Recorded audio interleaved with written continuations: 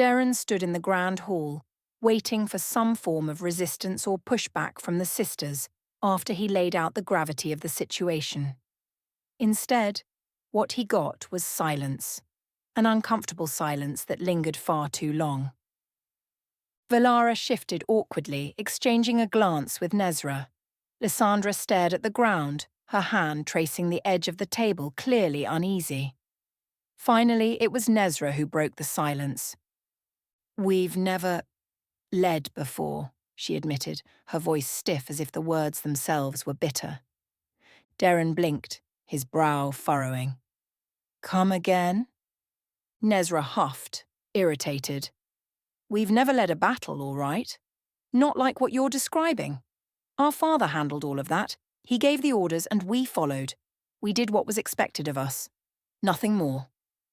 Darren stood stunned for a moment, then looked to Lysandra. "Is this true?" Lysandra nodded slowly, avoiding his gaze. "I've fought before, but I always fought alone. I've never commanded an army." Valara stepped forward, arms crossed defensively. "We command creatures, yes. But planning, strategy, that was never our role. We just did what our father told us to." Darren let out a long breath. "Well, that's great." Nezra frowned, clearly offended. "You think we're incompetent?" Darren quickly shook his head, raising his hands. "No, not incompetent. Just untrained. Look, commanding an army isn't just about raw power or how many griffins or wolves you have at your disposal. It's about coordination, timing, knowing when to strike and when to hold back." Valara scoffed. "And I suppose you're the expert on that?" Darren straightened, a flicker of confidence crossing his face. "Actually, yeah, I am. I've led men in battle. Real men. Not creatures or beasts, but soldiers. Gunnar and I served together in the army. I've seen battlefields torn apart because someone didn't know what they were doing." The sisters exchanged uneasy glances, their pride clearly at odds with the fact that they knew he was right. Darren pressed on. "You each have unique strengths.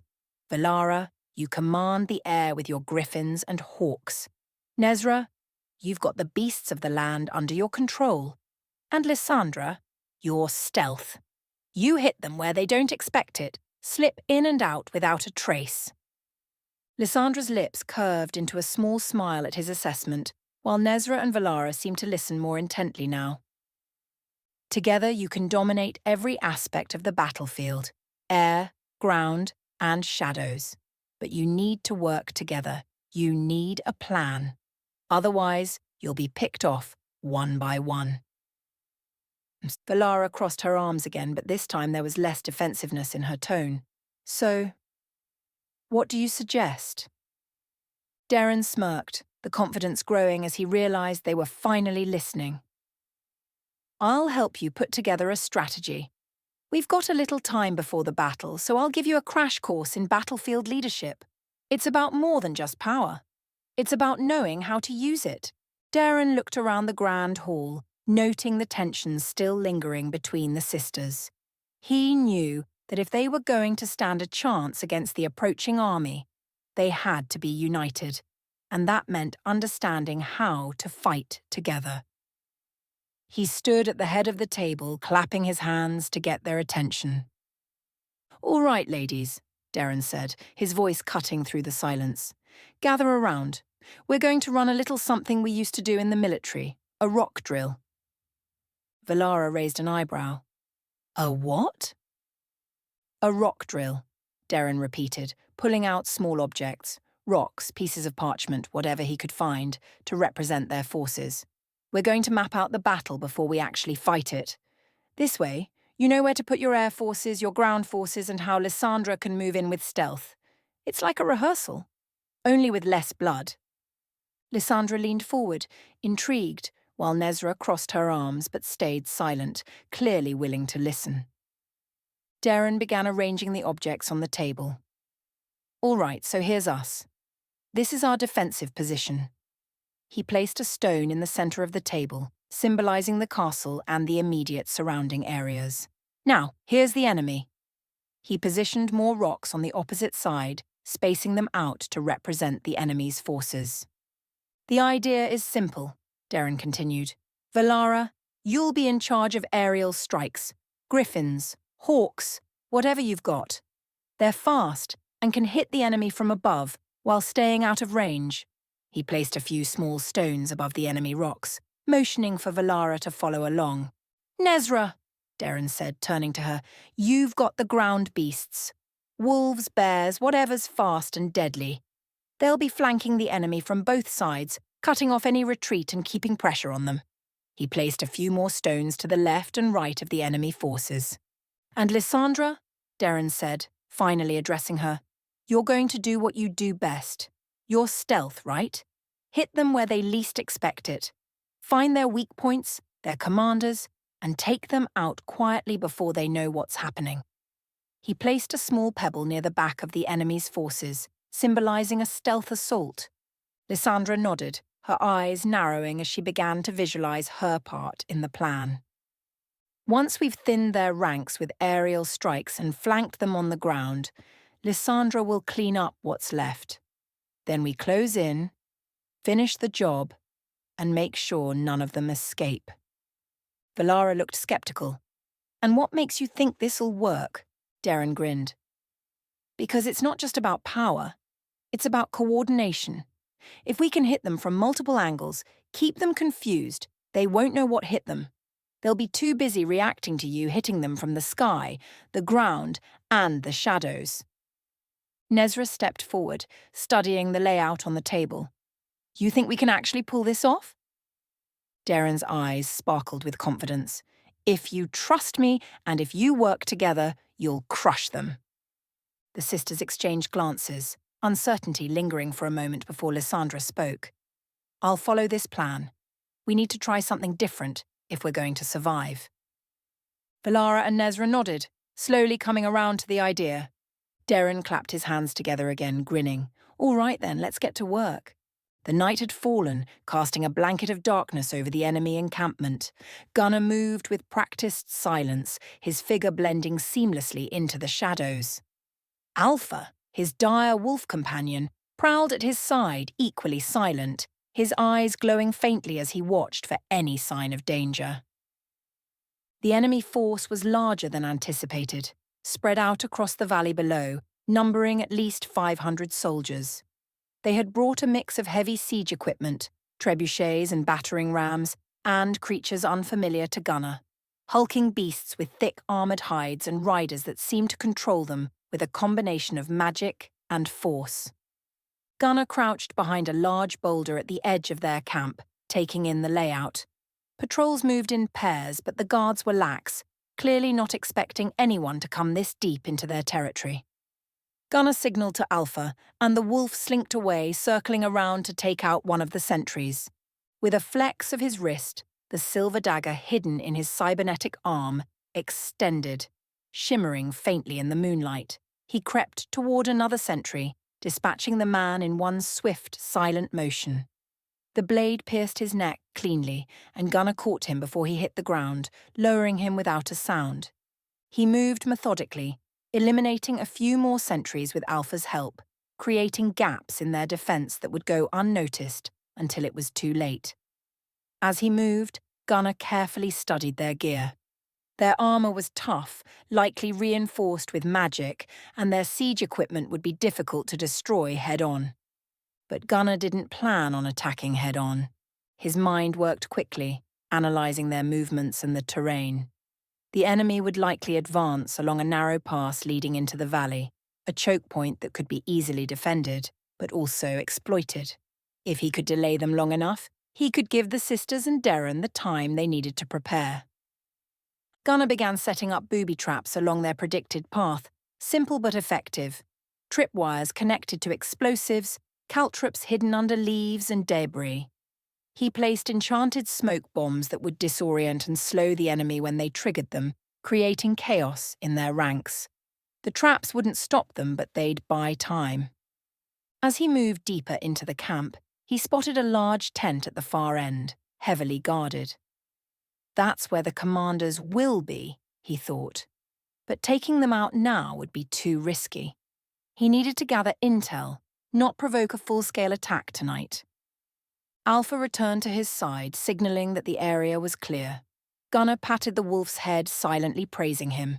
They had what they needed: the enemy's numbers, their siege equipment, and the weak points in their patrols. It was enough for now.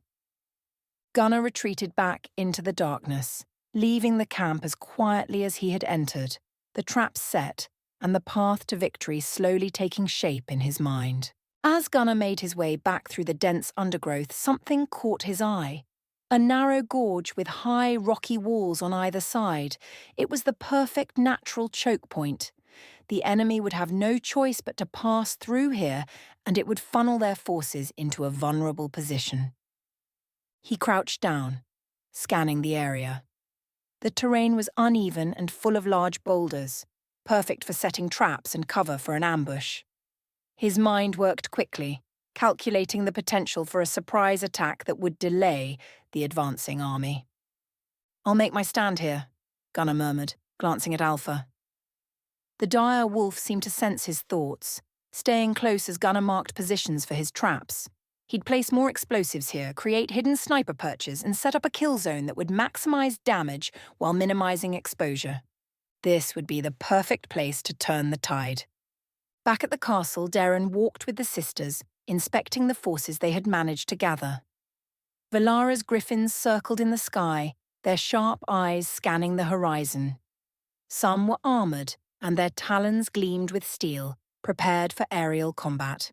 Below, Nezra's wolves and ground beasts were restless, pacing and growling. Some were massive, almost as large as horses, with thick fur and menacing fangs. Darren was impressed by their sheer size and ferocity. "You've got a solid force here," Darren said, looking at the creatures with a raised brow. "If we can get them to work together like we planned, you might actually pull this off." Valara walked beside him, her face hard but focused. "They're ready, but it's up to us to make sure they don't charge blindly." Darren nodded, gesturing toward Lysandra, who was in the distance, preparing her own stealth forces. "And Lysandra? She looks like she's got her part covered too." Nezra approached, her arms crossed. "She'll handle it. She's always been good at sneaking around." Darren smirked at the sibling rivalry but kept his focus on the task. "Well, you're all about to find out what it's like to fight as a unit, not just individuals. That's what'll make the difference between winning and losing." He surveyed the forces one more time, checking the equipment, the readiness of the beasts, and the determination in the sisters' eyes. Darren felt the weight of the situation bearing down on him, but if anyone could hold this group together, it was him. "All right," Darren said, hands on his hips. "Let's see if Gunnar finds anything that'll give us an edge." Gunnar's eyes stayed sharp, his muscles tense as the rumble of the approaching siege engines grew louder. He was preparing to fire the first shot when a slight rustle behind him gave away a flanking scout. Before Gunnar could react, Alpha was already in motion, a low growl preceding the brutal silence that followed. The scout never stood a chance, taken down swiftly by the dire wolf. But the scout wasn't alone. Gunnar whipped around, Starbreaker flashing in the dawn light as he dispatched two more scouts with precision shots. Their bodies crumpled before they could sound the alarm, but now Gunnar's cover was blown. He had no choice but to initiate the ambush early. "Time to move," he muttered. Taking careful aim, Gunnar fired the high-explosive 40mm round into the first siege engine. The explosion rocked the valley, sending debris flying as the engine was reduced to burning wreckage. Screams echoed as the chaos spread among the enemy ranks. He quickly reloaded and turned his sights on a giant troll, leading a group of smaller creatures. The troll's thick, armoured hide glinted in the firelight, but Starbreaker's enchanted rounds cut through it with ease. The troll fell with a roar, collapsing to the ground with a thud that shook the earth.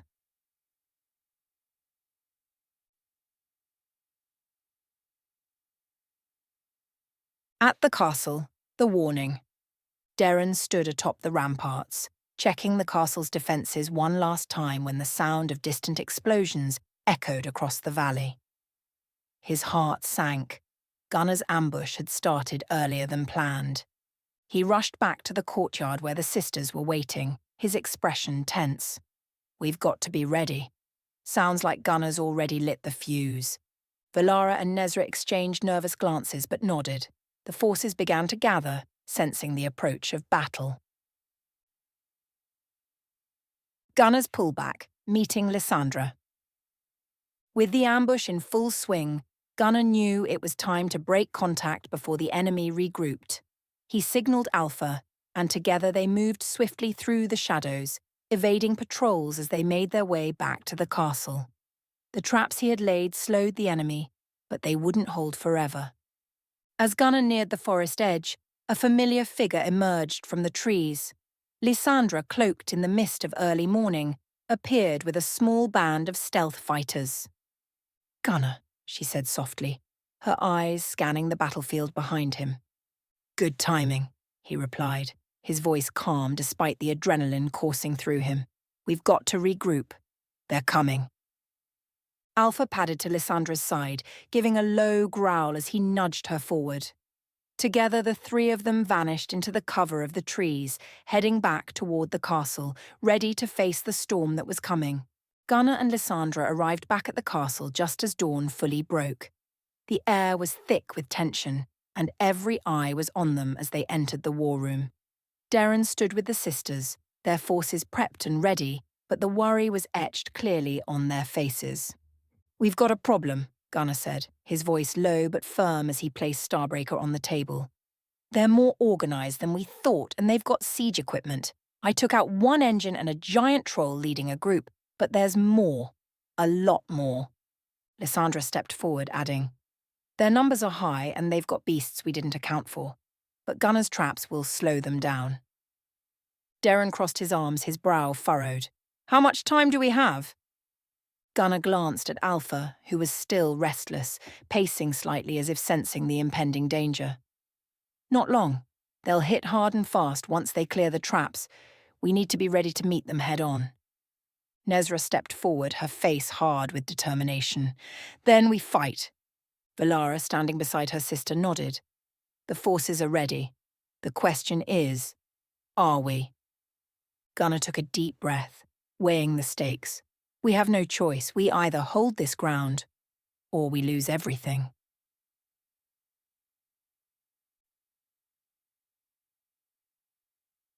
The battle plan. The forces gathered in the castle courtyard, each sister preparing their creatures for the fight ahead.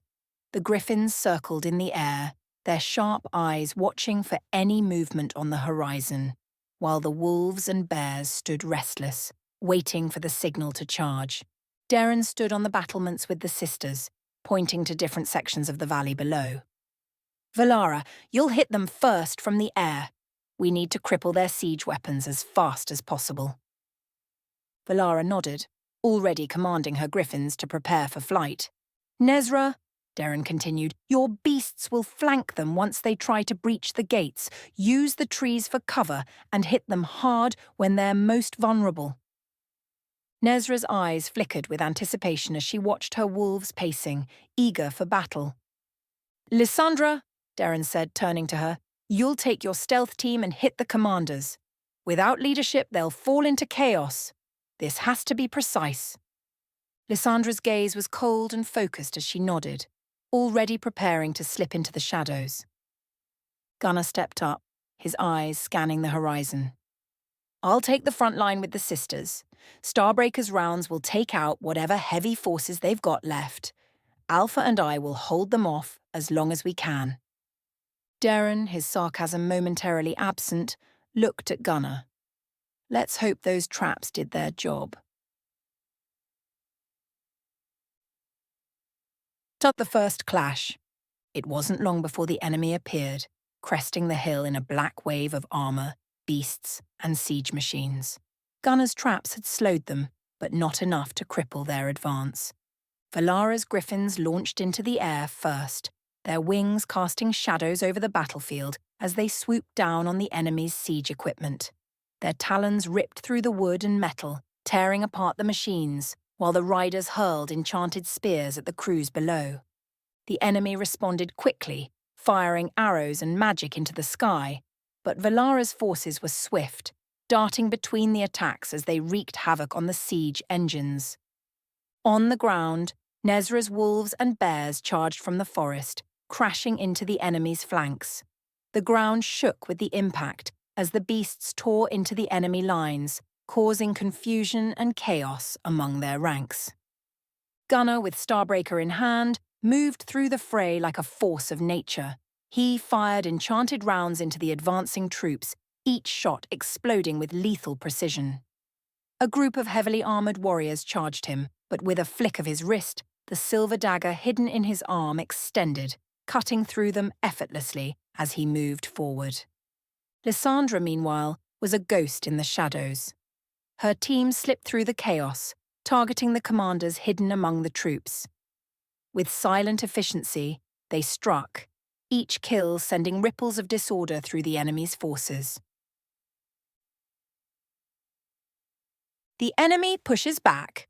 Despite the initial success, the enemy rallied. More giant trolls lumbered into view, their massive clubs smashing through the trees and into Nezra's beasts.